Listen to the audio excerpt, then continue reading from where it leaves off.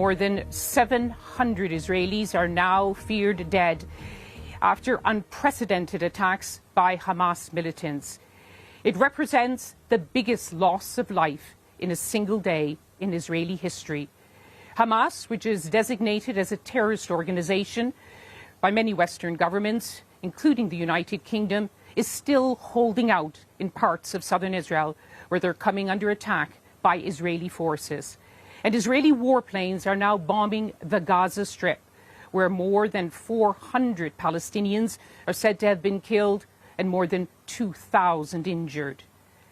And worry is also deepening over the shocking hostage-taking of more than 100 Israelis who are now said to have been taken to Gaza. Our first report tonight is from our defense correspondent, Jonathan Beale, who brings us all the latest.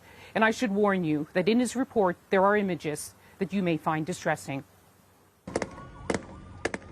Israeli troops are still hunting down armed Palestinians.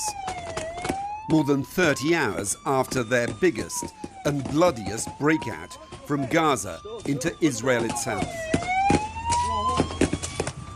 One of the world's most advanced militaries, taken by surprise by Hamas, a militant group kept behind barriers that were supposed to stop this happening. Their attack as brutal as it was brazen. Hundreds killed. For Israel, that's included scores of unarmed civilians as well as soldiers. Already the largest loss of life in decades. Here, the bodies of an Israeli family shot dead, waiting to be identified and buried. Hamas has taken dozens of hostages too, like this 85-year-old grandmother, Yafa Adar, whisked away by militants in a golf cart. Families too, among them Yoni's wife and their 5- and 2-year-old daughters. He's left anxiously waiting for news and pleading for their safe return. I want to ask of Hamas,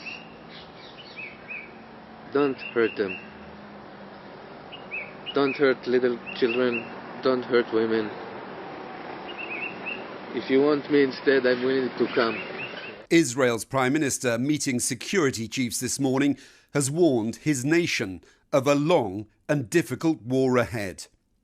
Both sides have already suffered significant losses.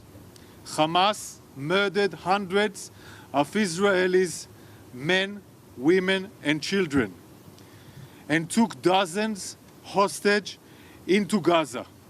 This horrific terror act demands a forceful, determined and sustained response.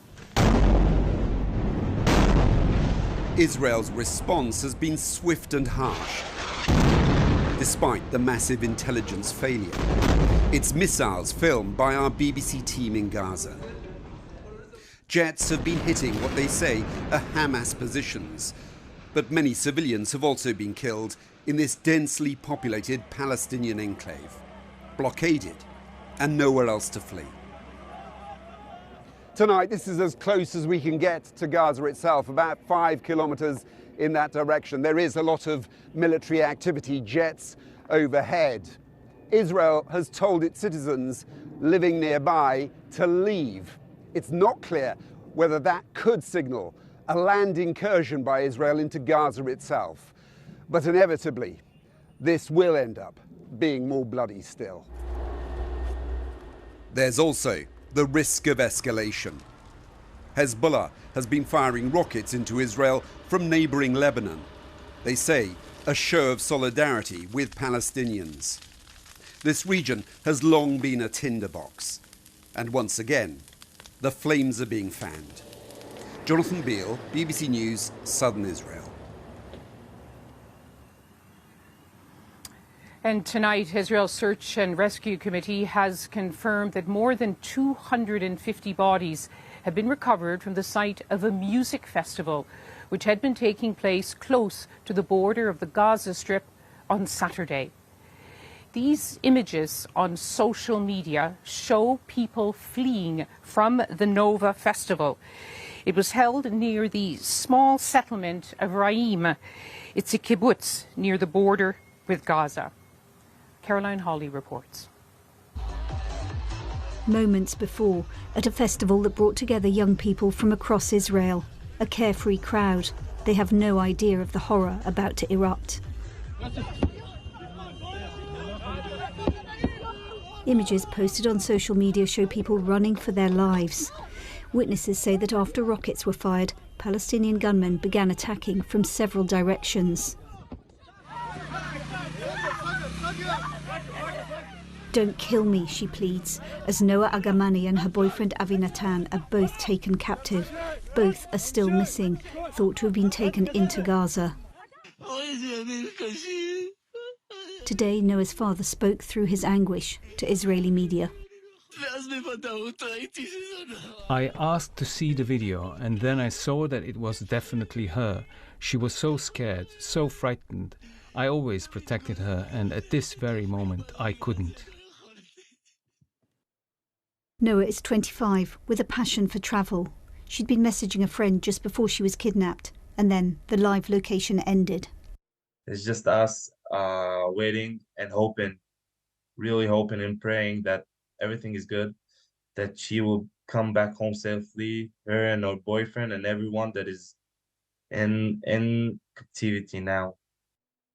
Also taken from the festival, Shani Luke, a tattoo artist from Germany, pictured here on holiday in Mexico.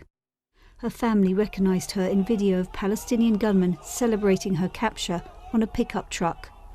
The images of Shani herself are too upsetting to show. We were sent a video in which I could clearly see our daughter unconscious with the Palestinians and them driving around the Gaza Strip. I ask you to send us any help or news.